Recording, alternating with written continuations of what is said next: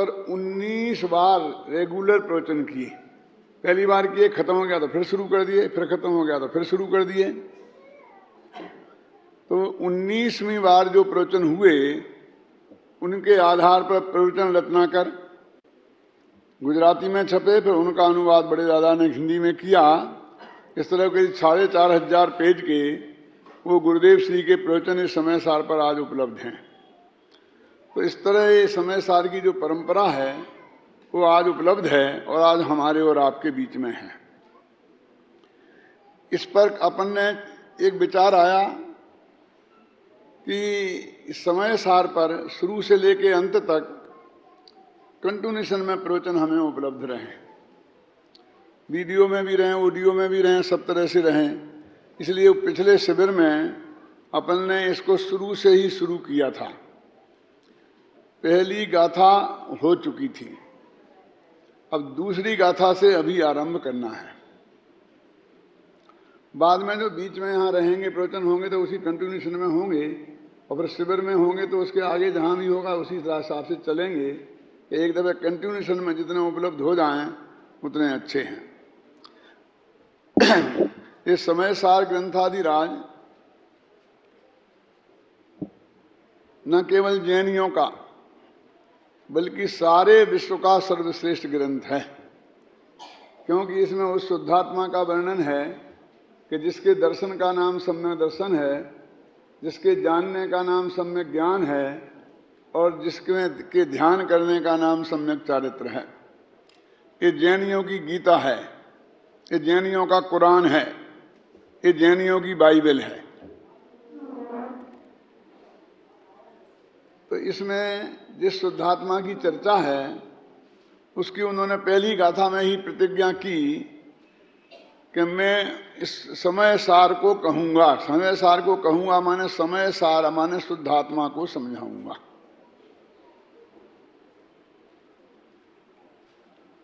जब शुद्धात्मा को समझाने की बात आई तो उन्होंने व्याख्या की कि समय माने क्या। तो सम उपसर्ग पूर्वक अय धातु से समय शब्द बना है और अय धातु गमनार्थक अर्थों में होती है। इसका अर्थ जहां जाना होता है वहीं नियम से जानना भी होता है। इसका ही नहीं, जितनी भी गमनार्थक धातुएं हैं, गमनार्थक माने जिनका अर्थ जाना हो जाता है, टू गो,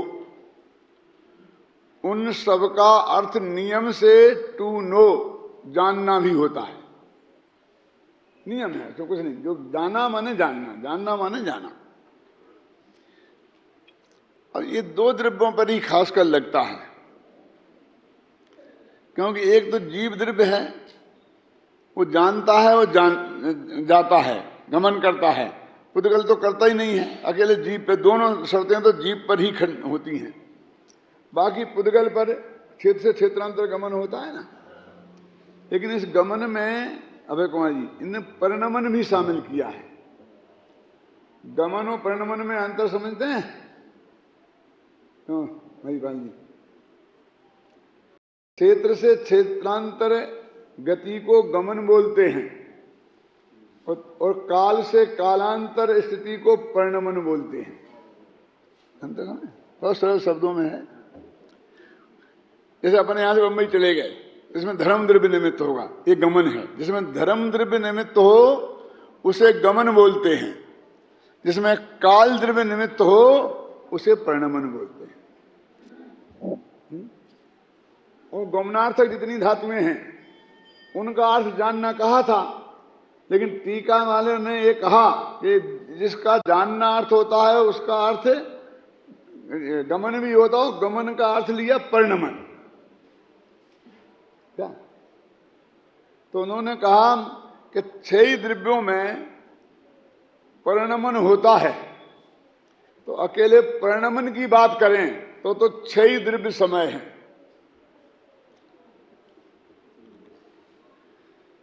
ख्याल में है ना?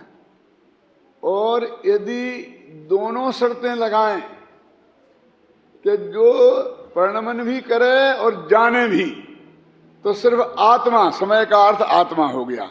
तो समय के 2 अर्थ हुए।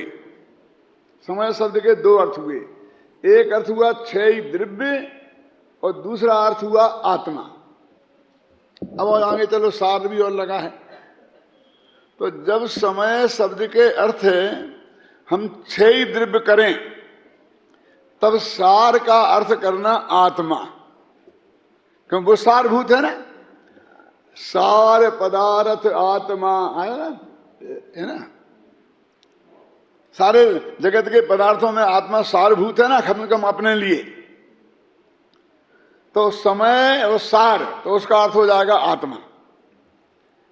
चाहे समय का आत्मा करो तो सार का अर्थ हो जाएगा द्रव्य कर्म, भाव कर्म और नो कर्म से रहित आत्मा, शुद्ध आत्मा, तो हो जाएगा समय सार। समय सार के दो तरह से अर्थ हुए। समय माने क्षय द्रव्य और सार माने उसमें जो परम पदार्थ है, बढ़िया सुंदरतम, अपने आत्मा के कल्याण के लिए, उसका नाम सार, तो इसका हो गया आत्मा। और यदि हम समय का अर्थ करें आत्मा, तो सार माने द्रव्य कर्म, नो कर्म और कर्म, इनसे रहित आत्मा। अभी अखबारों में एक समाचार निकला था, उसकी कटिंग मेरे पास आई है। तो भगवान आत्मा का वजन 23 ग्राम है। पूरा एक अखबार का इतना बड़ा पेज है, उस पर लिखा है, पूरा सब सिद्ध किया है, बहुत बारीक अक्षरों में है। तो मैं तो पढ़ नहीं पाता हूं, तो मैंने पढ़वाया था, जिसने मुझे दिया था उनसे ही पढ़वाया था, फिर अनेकांत से भी पढ़वाया। बीच में क्या है बताओ। तो बहुत बहुत उनने सिद्ध किया था कि आप यदि कहोगे वो पानी सूख जाता है तो हमने उसका ये इंतजाम किया, आप कहोगे ऐसा ऐसा हो गया होगा इसलिए 23 ग्राम वजन कम हो गया। जिंदा था, उसके मरने के तत्काल बाद तोला, जिंदा में तोला, तो एक कांच के अंदर रख के उसकी वाचिंग करी, प्रति समय उसका वजन लेते गए। मैंने उसमें बहुत बहुत लिखा था, समझिए कि जितनी सावधानी दुनिया में बरती जा सकती है उनने सारी सावधानी बरती, और उससे निष्कर्ष निकला कि आत्मा का वजन 23 ग्राम है। बोलो, अपने आत्मा का वजन है। आत्मा तो अमूर्तक पदार्थ है, वजन तो हल्का भारी को बोलते हैं ना, और वो तो स्पर्श गुण की पर्याय है, स्पर्श गुण तो पुद्गल में है, हल में है ना। फिर दूसरा एक लेख था उसी अखबार की, कटिंग 2-4 दिन बाद की, क्या आत्मा 23 ग्राम है? उसने प्रश्नवाचक लगा करके फिर उसने मंथन किया। वे दो लेख मेरे पास हैं, आप चाहें तो उनकी फोटो कॉपी करके मेरे से ले सकते हैं, हल में ना। मैंने 1 सेकंड में उन्हें जवाब दिया कि वो आत्मा जो निकल के गया ना, जो आप 23 ग्राम कहते हैं, तो मैं मानता हूं कि जिस देह को छोड़ के गया और उससे वो 23 ग्राम कम होगा, मान लेता, मैं झगड़ा ही नहीं करता हूं तुम्हारे इस मामले पे। लेकिन वो अकेला नहीं गया ना, साथ में तेजस और कारमान शरीर को लेके गया। वो 23 ग्राम वजन तेजस और कारमान शरीर का है। क्या दर्शक साहब जी, वो तो समझते हैं अकेला गया। अकेला कहां गया? अपने 3 शरीर हैं अशोकी, जो औदारिक जो आपको दिखाई देता है स्थूल, जो आहार बगड़ा से बनता है, एक तेजस है जो तेजस बगड़ाओं से बनता है, एक कारमान है जो कारमान बगड़ाओं से बनता है, और जितने परमाणु इसमें है ना, उससे कई गुने अनंत परमाणु वो तेजस कारमान शरीर में हैं, और वो सब वजन वाले परमाणु हैं। क्योंकि स्पर्श नाम का गुण उनमें है कि नहीं है? तो वे हल्का भारी रूखे चिकने का ऐसा कुछ होगा कि नहीं होगा? बोलिए।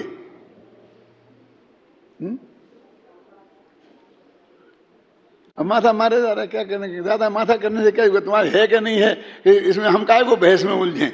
उतना बड़ा लेख लिखने की हमें जरूरत क्या है? तूने सिद्धों के आत्मा को तोला हो तो बता, क्योंकि वो उनको भी छोड़ के गए हैं। तो ये समय माने क्या? ये समय माने एक आत्मा और दूसरा शुद्ध आत्मा। समय माने यदि आत्मा तो समय सार माने शुद्ध आत्मा, समय माने क्षय द्रव्य तो समय सार माने आत्मा। तो वो ही उन्होंने प्रतिज्ञा की कि वो छामी समय पाहुड़ मैंने उस समय नामक जो भगवान आत्मा है उसका प्रकरण में आरंभ करता हूं। प्रावृत्त माने प्रकरण, उसकी चर्चा मैं आपसे करूंगा। तो पहले मंगलाचरण करते ही, प्रतिज्ञा वाक्य लेते ही उन्होंने अगली गाथा में उसकी बात शुरू कर दी। अगली गाथा अपन पढ़ते हैं। जीवो चरित्र दंशन राणठ्यदो तंहि ससमयम जाने ओगलकम पदे सत्यदम चमसाने परे समयम।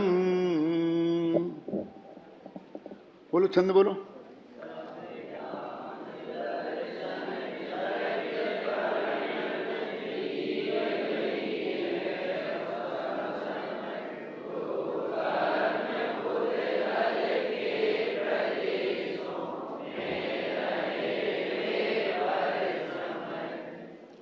प्रतिज्ञा तो ये करते हैं कि हम समय को समझाएंगे। देखो, और ऊपर भी लिखा हेडिंग में, तत्र तावत समय एव अवधीयते। जब समय सारी बताना है तो सबसे पहले समय को हम बताते हैं, और समय को तो बता ही नहीं। क्या लिखा? जीवो चरित्र दर्शन ठाना, जीव चरित्र दर्शन, सम्य दर्शन सम्य ज्ञान चारित्र में स्थित हो तो उसे स्व समय कहते हैं, और पुद्गल कर्म के प्रदेशों में स्थित हो तो उसे पर समय कहते हैं। तो प्रतिज्ञा तो करी हम समय को बताएंगे, और बताने लग गए स्व समय और पर समय। पहले समय तो बताओ कि समय क्या है, उसके बाद में स्व समय क्या है और पर समय क्या है, ये चर्चा तो बाद में होगी क्या नहीं। लेकिन कुंदकुंदाचार्य देव पहले पंचास्तिकाय में और प्रवचन सार में समय की बहुत विस्तार से चर्चा करके आए हैं, इसलिए उन्हें नहीं लगता है कि यहां मुझे समय की का अर्थ बताने की जरूरत है।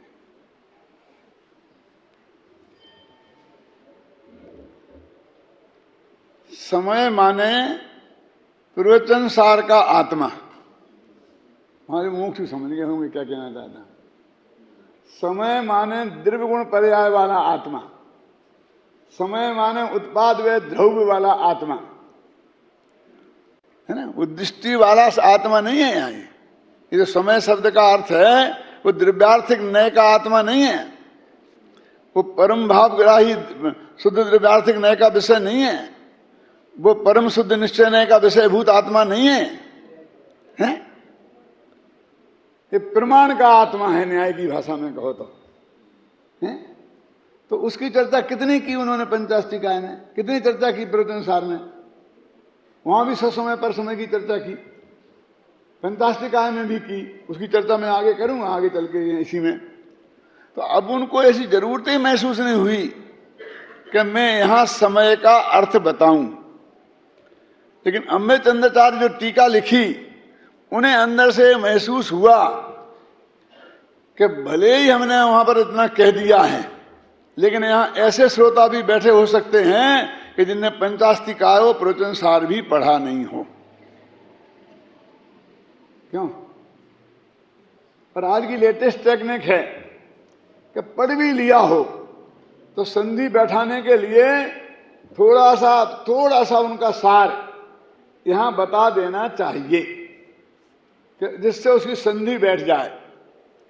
तो उन्होंने इस टीका में शुरू के ही 10, 12, 15 पंक्ति में, और इसको समय किसे कहते हैं ये पहले बताया, और फिर बाद में स्वसमय और पर समय की बात करी। अमृतचंद्राचार्य देव ने ऐसा किया, और उस स्वसमय और पर समय की जो उन्होंने बात की टीका में, तो आप आपके पास जो किताब है निकालिए, उसका पेज नंबर 10, 11।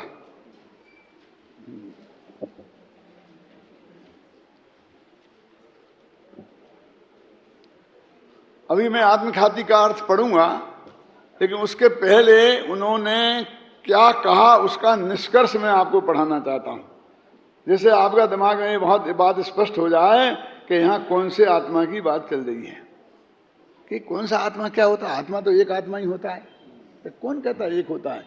आत्मा की बात करो तो कहते बहिरात्मा, अंतरात्मा, परमात्मा, क्यों त्रिश जीव, स्थावर जीव, एक इंद्री, दो इंद्री, निगोदिया, मोक्ष वाला, कितने कितने जीव हैं। तो तुम यहां किसकी बात करने वाले हो? तुम्हारा समय कौन सी जीव है, किसकी बात करने वाले हो, है ना? ये इसके बिना काम नहीं चलेगा। एक सेठ जी ने हमसे कहा कि पंडित जी कोई आपकी निगाह में एक लड़का होगा? मैं कहा लड़के तो बहुत है हमारी निगाह में, तुम बताओ तुम्हें किस लिए लड़का चाहिए? कि बहस करते हो, लड़का तो बताते नहीं हो, तुम्हें क्या मतलब काय के लिए चाहिए? तुम बताओ कि तुम्हें कोई लड़का हो तो बताओ। तो मैंने कहा सेठ जी हम ऐसे नहीं बता सकते, आपको पहले बताना पड़ेगा कि किस काम के लिए आपको लड़का चाहिए। क्यों? क्योंकि हम वैसे ही लड़का बताएं ना। यदि तुम्हें अपनी लड़की के लिए लड़का चाहिए हो, जमाई बनाने के लिए लड़का चाहिए हो, तो वैसा लड़का बताएं।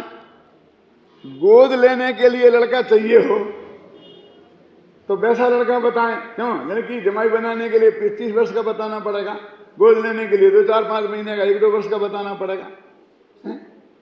और घर में चौका बर्तन करने के लिए चाहिए हो तो वैसा लड़का बताएं।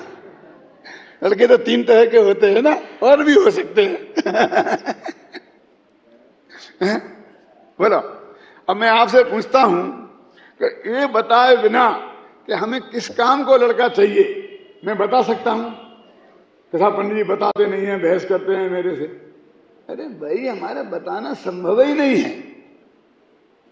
तो समय सार में आत्मा चाहिए कि आत्मा बताऊंगा कि तुम्हें आत्मा समझाओगा। ऐसा बोलते हैं शिष्य अत्यंत विनय पूर्वक गुरु के चरणों में आया, किन्नु खलु आत्महितम, हे मेरा आत्मा का हित क्या है? तो तुम किस आत्मा की बात कर रहे हो? तुम बोलो तो हम कौन सा आत्मा समझाएं। यदि तुम्हें अहिंसात्मक आचरण के लिए चाहिए हो आत्मा, तो हम बताएंगे कि आलू में अनंत जीव हैं, क्यों? शकरकंदी में अनंत जीव हैं, हरी वनस्पति में भी जीव हैं। हम ये सब जीव बताएंगे कि तुम्हें इनसे बचना चाहिए। पृथ्वी में भी जीव है, जल में भी जीव है, अग्नि में भी जीव है, वायु में भी जीव है। क्यों?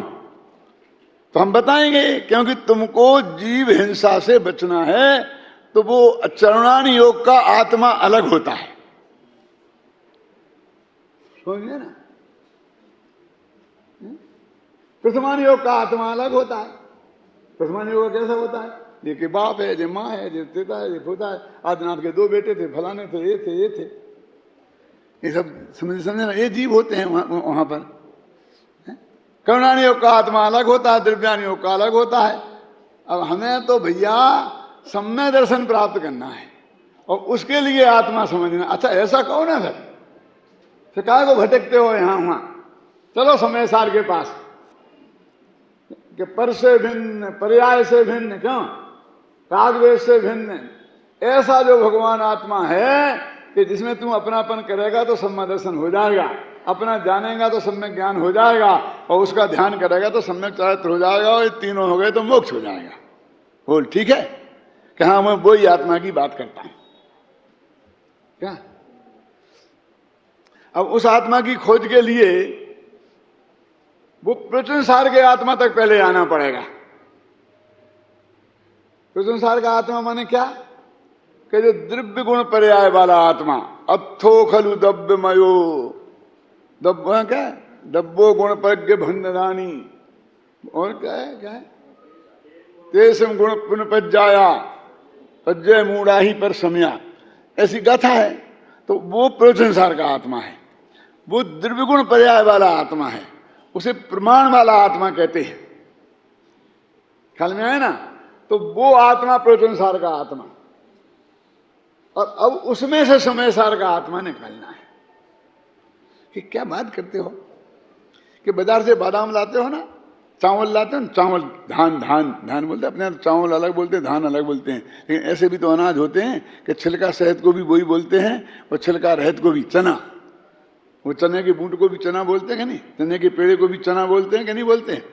और चना के दाना भी चना है।